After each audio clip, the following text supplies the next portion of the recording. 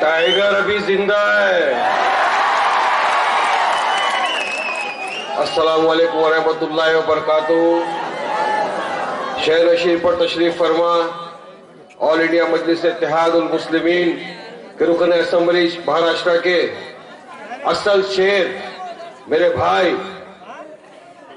हम सबकी आवाज महाराष्ट्र असेंबली में गुजरने वाली जनाब इम्तियाज जलील साहब, नंदुरबार ऑल इंडिया मजलिस इत्तेहादुल मुस्लिमीन के जिम्मेदारान, कोहली जमात के हमारे भाई, यहाँ उपस्थित मेरे दोस्त, मेरे बुजुर्ग, मेरे भाई और घर पर बैठकर सुनने वाली मेरे पर्दापोशा मां बहने, आज का ये जलसा इंतखाबी जलसा, नंदुरबार में 13 तारीख को कॉरपोरेशन का चुनाव है।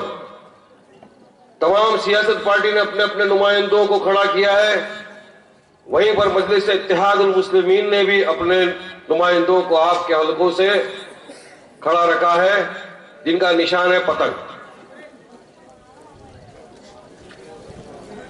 इतने वर्षों से आप हम सब मिलकर यही सोचते आ गए, यही देखते रहे, यही कहते रहे, यही समझते रहे कि हम जिसको वोट दे रहे हैं ये पंजे को, इसको सेक्युलर समझते हम रह गए। इसने तो सबकी आंखों के ऊपर ही पंजा बंद कर दिया, आंख बंद सबकी को। गुजरात के चुनाव का जब लोग देख रहे हैं कि गुजरात में चुनाव चल रहा है, किस रीत से ये सेक्युलर पार्टी अपने असली रूप को दिखा रही है सामने, लोगों ने ये पंजे को टाटा के लिए नहीं, अपने कान बंद करने के लिए इस्तेमाल कर लिया, कानों पे रख दिया अपने हाथों को।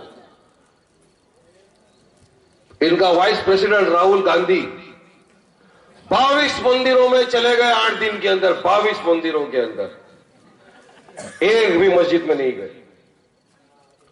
अहमद पटेल कितने मुसलमानों को वहां मिले, पूछा तो बोले किसी को नहीं। 70 साल देश पर राज करने के बाद जो पार्टी ये दावा करती थी कि हम सेक्युलर है, हम मुसलमानों के लिए करना चाहते हैं, उनका मुखौटा पूरे देश के सामने आ गया कि इसने मुस्लिम एम्पावरमेंट के लिए पूरे 70 साल में कुछ नहीं किया, जिसका डेटा है। आज गुजरात में कांग्रेस कहती है हम पाटीदार को रिजर्वेशन देंगे। मैं पूछना चाहता हूं कांग्रेसियों से, मैं पूछना चाहता हूं इन सेक्युलर नकाब के चेहरे वालों से कि बताओ मुझे, एविडेंस दो मुझे, क्या गुजरात का मुसलमान पाटीदार से आगे है? नहीं, मगर मेरे पास डेटा है तो ये बताता है कि गुजरात का मुसलमान पाटीदार से बहुत पीछे है, सोशली एजुकेशनली बहुत पीछे है। अगर रिजर्वेशन पाटीदार को दे रहे हो तो उससे पहले गुजरात में रिजर्वेशन मुसलमान को देना चाहिए। देखो, मुसलमान गुजरात का हो, महाराष्ट्र का हो या दुनिया के किसी भी देश का हो, मेरा कलमा दुआ को भाई है, वो भी ला इलाहा इल्लल्लाह मोहम्मद रसूलुल्लाह बोलता है, वारिस पठान भी ये बोलता है और नंदुरबार की आवाम भी ये बोलती है। तो क्या हमारे बच्चों को तालीम आफ्ताब बनने का हक नहीं? क्या हमको रिजर्वेशन लेने का हक नहीं? तो फिर क्यों ये कांग्रेस दो मुंहिया चाल चल रही है? उनको रिजर्वेशन, अरे पाटीदार को दो, जाटों को दो, मराठाओं को दो, सबको रिजर्वेशन दे दो, लेकिन साथ ही साथ जो हमारी कौम में पिछड़ा हुआ वर्ग है, जिसको 3 कमेटी ने कहा है, सच्चर कमेटी ने कहा, सेंसस 2011 ने कहा, कुंडू कमेटी ने कहा कि मुसलमान पिछड़ा हुआ वर्ग है, उसको एजुकेशन में और जॉब में रिजर्वेशन मिलना चाहिए। तो कांग्रेसियों, हमको क्यों नहीं? क्यों हमको नहीं? क्यों पाटीदार को? ये इनका मुखौटा पूरे देश के सामने आ जा गया। आज देश का पूरा मुसलमान जाग गया और पूछता है, सवाल करता है कि वारिस भाई सही कहा आपने, क्या क्या इन लोगों ने हमारे लिए। आज गुजरात में 2 मुसलमान एमएलए, सिर्फ 2 मुसलमान, एक भी एमपी मुस्लिम नहीं। पाटीदार 32 एमएलए, एमपी, सब कुछ है। किस लिए हुआ? क्योंकि ये लोगों ने सिर्फ हमसे नहीं, हमारे जज्बातों के साथ खेला। और आज पूरा देश का एक एक नागरिक ये समझ गया है कि ये कांग्रेस ये राष्ट्रवादी, ये जो समाजवादी वाले, ये सिर्फ और सिर्फ मुसलमानों को एक अपनी वोट बैंक की तरह इस्तेमाल करना जानते हैं, और जब इलेक्शन खत्म हो जाता है इनको उठा के फेंक दिया जाता है। यह है राजनीति कांग्रेस की। तो क्या आप चाहोगे कि ऐसी पार्टी के साथ जाएंगे हम? चाहोगे क्या कि हम ऐसी पार्टी को फिर से वोट देके इख्तियार में लाएं जिसने सिर्फ और सिर्फ हमारे जज्बातों के साथ खेला है? चाहोगे क्या आप ऐसी पार्टी को वोट देना? जोर से बोलो, चाहोगे क्या आप? नहीं चाहेंगे ना, क्योंकि आप अपने को भी अक्ल आ गई है। आ गई ना अक्ल। आज तक बोलते थे कोई एक गाल पे लाफा मारेगा तो बोलेंगे भाई दूसरा ले ले, मार ले। अब अगर गाल की तरफ देखेगा भी ना बॉस, मुंह फोड़ के हाथ में रख देंगे, फोड़ डालेंगे पूरा। क्योंकि बचपन में किसी ने सिखाया था ना कि जो चीज मांगने से नहीं मिलती उसको छीन के लेना चाहिए। और अब वक्त आ गया है कि अब हमको अपना हक छीन के लेना पड़ेगा। लेकिन हमको संविधान ने डेमोक्रेसी में अधिकार दिया है, इख्तियार दिया है कि हम हमारे वोटों के जरिए हमारे उम्मीदवारों को जिता के उनको बल्दिया में भेज के इनसे अपना बदला ले सके। ये है संविधान में, ये डेमोक्रेसी कंट्री में हमको एक वोट का अधिकार दिया है कि हम हमारे वोट के जरिए से हम हमारा हक हमारे देश में मांग सकते हैं, ले सकते हैं। दूसरी तरफ भाजपा सरकार, एक बोलता है, कांग्रेस का वाइस प्रेसिडेंट बोलता है मैं जनाधारू हिंदू, मोदी बोलता है मैं हिंदू हूं, ओबीसी हूं, तो तीसरे ने आके बोला कि अमित शाह हिंदू ही नहीं है, वो जेल है। अरे क्या हो रहा, कम्युनल राजनीति। अगर वारिस पठान ये बोला कि मैं पक्का सच्चा मुसलमान पठान हूं तो बोलेंगे कम्युनल बोला, एंटी नेशनल है, पाकिस्तान भेजो, अफगानिस्तान भेजो। अब इनको कहां भेजेंगे तुम लोग?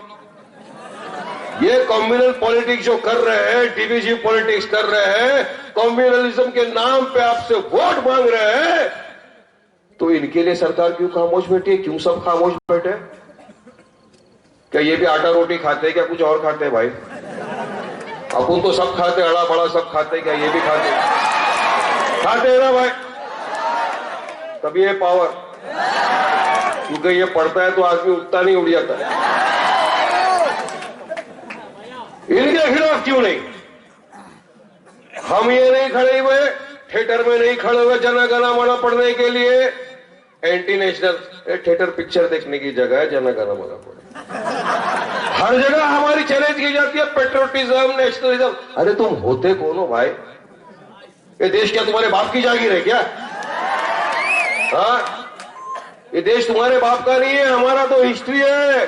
हजरत आदम अलैहिस्सलाम सबसे पहले कदम रखे तो हिंदुस्तान में रखे, और वो कौन है? अपने बाप है ना, तो देश हमारा हुआ ना। हम कहीं नहीं जाएंगे, तुमको जाना है तुम चले जाओ, नेपाल बेपाल जा जाना है चले जाओ, हम लोग कहीं नहीं। हर दिन आज प्रूव करो नेशनलिज्म, पेट्रोटिज्म। अरे सर्टिफिकेट तो ऐसे बांट रहे कि इनकी दुकानों से खरीदना पड़ रहा है नेशनलिज्म का सर्टिफिकेट। क्या है? शर्म की हद देखो इनकी, ये कांग्रेस की और बीजेपी की, दोनों की। 4 दिन पहले की घटना बताता हूं आपको। 4 दिन पहले राजस्थान में एक हिंदुत्व टेररिस्ट ने एक बुढ़े मुसलमान को, अफरजुल को धोखे से बुलाया, कुल्हाड़ी से उसको बेरहमी से मारा, उसका कत्ल किया, आग लगा दी उसके पूरे जिस्म को। वही नहीं ठहरा, आके सामने उसने वीडियो उतारा, और वीडियो में पूरे देश को यह कहता है कि आज मैंने इसको मार डाला, लव जिहाद करता था ये, और अगर इसी तरह रहा तो हम पूरे के पूरे देश के अंदर जो लव जिहाद किया उसको खत्म कर देंगे। ये हिंदुत्व टेररिज्म।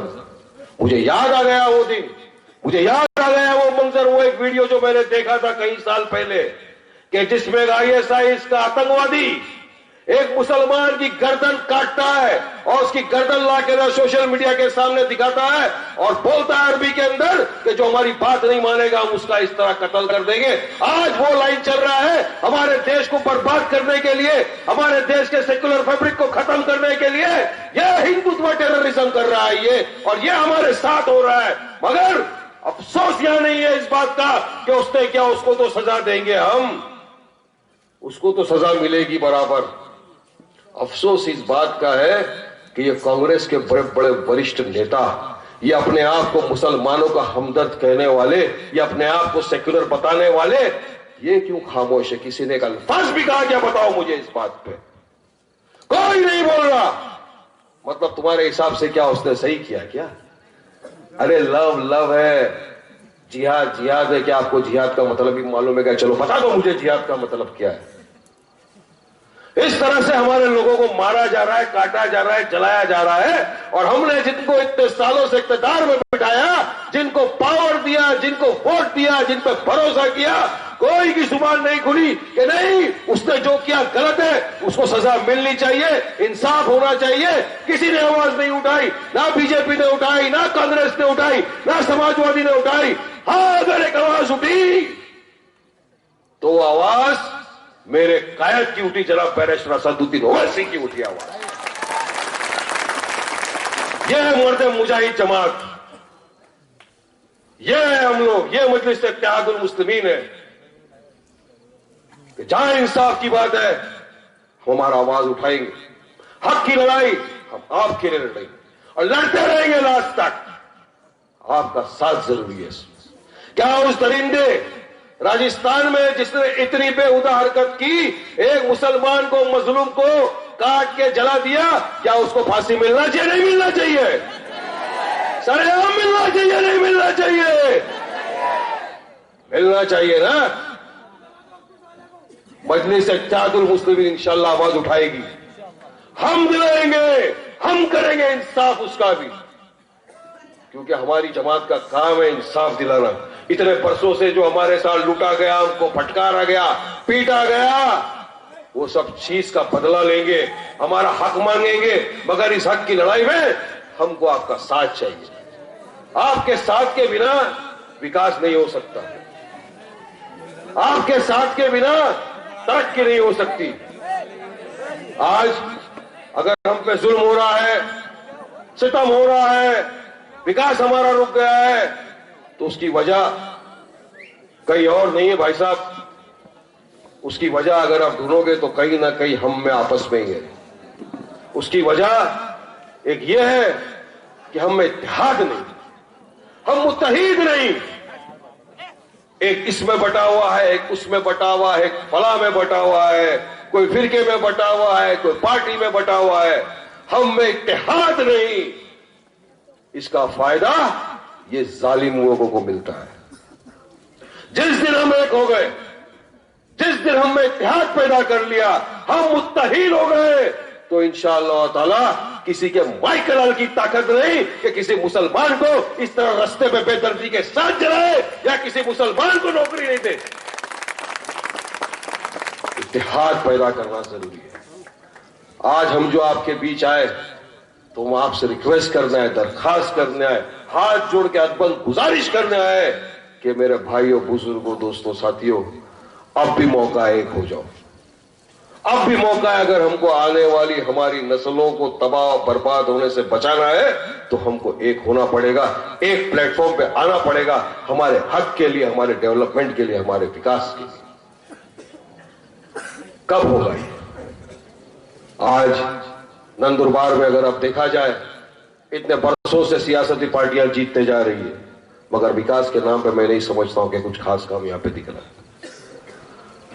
गुजरात मॉडल तो आपने देख लिया, सड़ा हुआ, घिसा हुआ, पिटा हुआ था। कल भी मैंने पूरे आंकड़ों के साथ बताया टीवी में कि गुजरात मॉडल टोटल फेल हो गया। अगर आपको मॉडल देखना है तो मजलिस इत्तेहादुल मुस्लिमीन का मॉडल देखिए, तेलंगाना का मॉडल देखिए, जहां पर Owaisi schools of excellence, Owaisi की मेडिकल कॉलेज, ओवैसी अस्पताल है। अगर वो अस्पताल में आपने 10 रुपए में एक कार्ड ले लिया, 3 महीना इलाज बिल्कुल मुफ्त। क्या नंदुरबार में किसी ने ऐसा अस्पताल बनाया? क्या यहां पर कोई ऐसी स्कूल है जो पूरा आपका फीस भी देती है, बस का किराया भी देती है, यूनिफॉर्म भी देती है, आपको पूरी तरह से साल की फीस माफ करके देती है? क्या ऐसा किसी ने यहां पे स्कूल बनाया नंदुरबार के अंदर?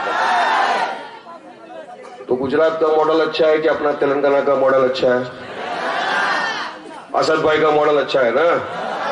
अकबर भाई का मॉडल अच्छा है ना? तो फिर हमको किसको साथ देना चाहिए? असद भाई अकबर भाई का साथ देना चाहिए ना? तो फिर अपन काय को यहाँ अपनी खोपड़ी घुमाते, इसलिए अपन इन लोग को ये देखो यहाँ हंस रहा है, वो हाथ दिखा रहा है, वो चल 14 तारीख को यहाँ पे पोस्टर चेंज हो जाएगा, हंसी गम में बदलने वाली,